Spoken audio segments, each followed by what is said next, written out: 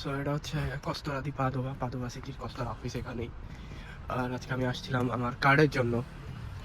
অনেকদিন হয়ে গেল, এখনো কার্ডটা পাচ্ছিলাম, এই বাংলাদেশের জন্য কার্ড।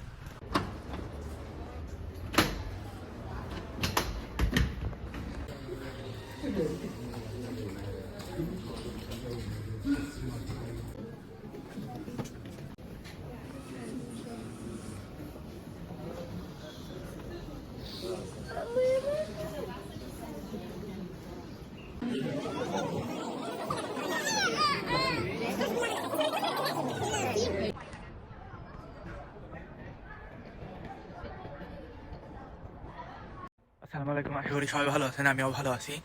তো এই ভিডিওটা বানানোর একটা উদ্দেশ্য, সেটা হচ্ছে আপনি ইতালি আসার পর কি কি ডকুমেন্ট লাগবে আপনার পারমিটের জন্য, বা স্টে পারমিট যেটা আমরা বলি।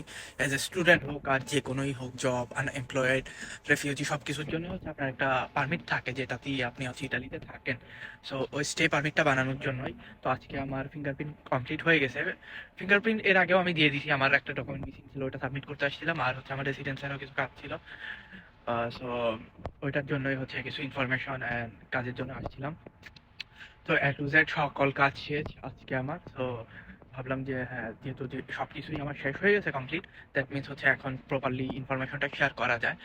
তো ইতালিতে যখন আপনি আসবেন ভিসা নিয়ে, ভিসা হচ্ছে একটা দেশে ঢোকার অনুমতি।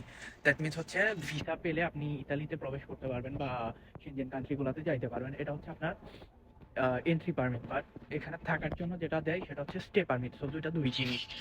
অ্যান্ড এখন হচ্ছে এই স্টে পারমিটটা নিয়ে কথা বলবো, যে স্টে পারমিট নেওয়ার প্রসেসটা কি অ্যান্ড কীভাবে আপনারা নেবেন, কী কী ডকুমেন্ট লাগবে।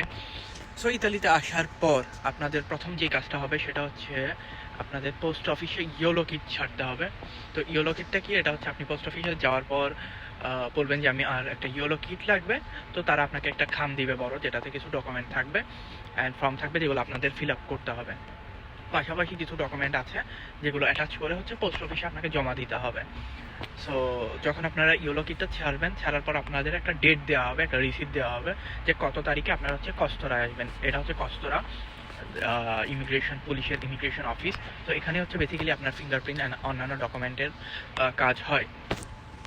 তো যেটা বলতেছিলাম, যে ইতালিতে আসার পর মানে যেদিন আপনি এন্ট্রি করবেন তার 8 ওয়ার্কিং ডেজের মধ্যে আপনাকে হচ্ছে ইয়োলো কি সাবমিট করতে হয়। অ্যাজ এ স্টুডেন্ট আসলে 8 দিন টাইম থাকে যেদিন এন্ট্রি করছেন ওটা বাদ দিয়ে। অ্যান্ড এর মধ্যে যদি স্যাটারডে সানডে থাকে তাহলে ওটাও বাদ যাবে।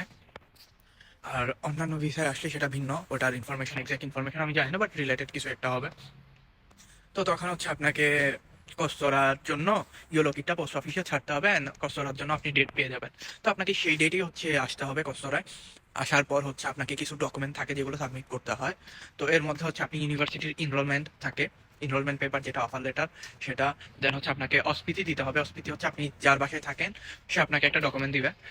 অস্পিতি বেসিক্যালি হচ্ছে হসপিটালিটির জন্য একটা ডকুমেন্ট, অথবা হচ্ছে আপনার হাউজিং কন্ট্রাক্ট। তো হাউজিং কন্ট্রাক্ট থাকলে হাউজিং কন্ট্রাক্টের সাথেই অস্পিতি আসে। তো আপনি হাউজিং কন্ট্রাক্ট আনবেন, বা হচ্ছে ওটা হাউজিং কন্ট্রাক্ট, এবং ওটার সাথে হচ্ছে যেই ব্যক্তি বা যেই ল্যান্ডলর্ড আপনাকে হাউজিং কন্ট্রাক্ট দিয়েছে তার ডকুমেন্ট আনতে হবে। That's it. আর হাউজিং কন্ট্রাক্ট থাকলে অবভিয়াসলি হচ্ছে লাস্টের একটা পেজ থাকবে, যেটা হচ্ছে এজেন্সিয়াদের এন্ট্রাতে থেকে দেওয়া হয়। সো ওইটা মাস্ট থাকতে হবে। আর আদারওয়াইজ হচ্ছে অস্পিতি থাকলে অস্পিতি। তাছাড়া হচ্ছে আপনি তেসেরা স্যানিটারিয়া কার্ডটা আনতে হবে, হেলথ কার্ড যেটা। সো ওইটা হচ্ছে মেডিকেল সেন্টার থেকে করাইতে হয়, ওটা ভিন্ন বিষয়।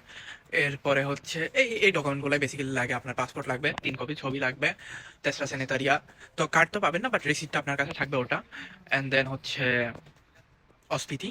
অ্যান্ড লাইক আমি লিস্টটার পাশে দিয়ে দেবো, আমার এখন মাথায় আসতেছে না সবগুলো ডকুমেন্টের নাম। সো ওই ডকুমেন্টগুলো নিয়ে আপনারা আসবেন। আসার পর হচ্ছে আপনাদের একটা ডেস্কে ডাকবে। ডাকার পর হচ্ছে আপনাদের হয়তো কোনো কোয়েশন জিজ্ঞেস করতে পারে, লাইক আমার কোনো কোয়েশন জিজ্ঞেস করে না, আমার পরিচিত যারা দিয়েছে তাদেরকেও জিজ্ঞেস করে না। বাট আজকে হচ্ছে একটা মেয়েরে দেখলাম, সেও বাংলাদেশি, তারে অনেক প্রশ্ন করতেছে, সে আনসার করতে পারতেছিল না, তার মধ্যে ওরকম কমিউনিকেশন স্কিল বা কনফিডেন্স ছিল না। সো ওর ডেস্কে একটা মহিলা বসছিল, সো ওই মহিলা ওরা বহুত প্রশ্ন করতেছিল, বলছে এই ডকুমেন্ট দাও, ওই ডকুমেন্ট দাও।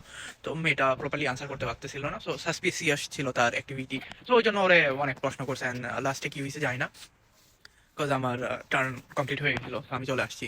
সো সো এই ছিল হোল প্রসেস, খুব একটা জটিল না। আপনারা ইতালিতে আসবেন স্টুডেন্ট ভিসায়, 8 দিনের ভেতর হচ্ছে ইয়েলো কিট ছাড়বেন, পোস্ট অফিস থেকে কালেক্ট করে পোস্ট অফিসে সাবমিট করবেন, অ্যান্ড দেন আপনি ডেট পেয়ে যাবেন। ডেটের দিন হচ্ছে কস্তরায় আসবেন, আসার পর হচ্ছে আপনি যে যে ডকুমেন্টগুলো লাগে ওই ওই ডকুমেন্টগুলো সাবমিট করবেন। করার পর আপনার ফিঙ্গারপ্রিন্ট হবে, ফিঙ্গারপ্রিন্টের মধ্যে হচ্ছে 10 আঙুলের ছাপ নিবে, আপনার হাতের তালুর ছাপ নিবে। এরপরে হচ্ছে সকল কিছু কমপ্লিট হয়ে গেলে আপনার 30 দিনের ভেতর, 30 ওয়ার্কিং ডেজের ভেতর আপনার ফোন নাম্বারে হচ্ছে ওরা মেসেজ করবে আপনার পারমিশন সৌজন্য কার্ড কালেক্ট করার জন্য। তো আরেকটা জিনিস, স্টুডেন্ট হিসেবে পারমিশন সৌজন্য যখন পাবেন, ওটাতে মোটিভও লেখা থাকবে স্টুডি মানে স্টাডি।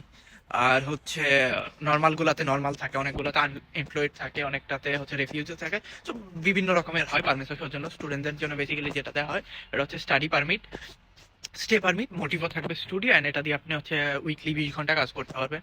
তো এই ছিল উপায়। এছাড়াও আপনি এখন যেমন সাপোজ আপনি আসছেন, আসার পরে আপনাকে আম, আপনি পোস্ট অফিসে কাগজ সাবমিট করছেন, করার পর আপনাকে একটা রিসিভুতা বা রিসিট দেওয়া হয়েছে, আপনার হাতে কিন্তু পারমিশন সৌজন্য কার্ডটা নাই, বাট আপনি চাইলে ওই রিসিভুতা দিয়েও কাজ করতে পারবেন, অ্যান্ড ওটা দিয়েও কন্ট্রাক্ট বানাতে পারবেন কাজে। সো এটাও একটা ভালো ইনফরমেশন ছিল, মাথায় আসছে মাত্র। যাই হোক, কারো কোনো প্রশ্ন থাকলে অবভিয়াসলি কমেন্টে জানাবেন, আমি ট্রাই করবো আনসার করার, অ্যান্ড কোনো ডাউট থাকলে সেটাও জিজ্ঞেস করবেন, আমি ট্রাই করবো সলভ করে দেওয়ার। Thank you.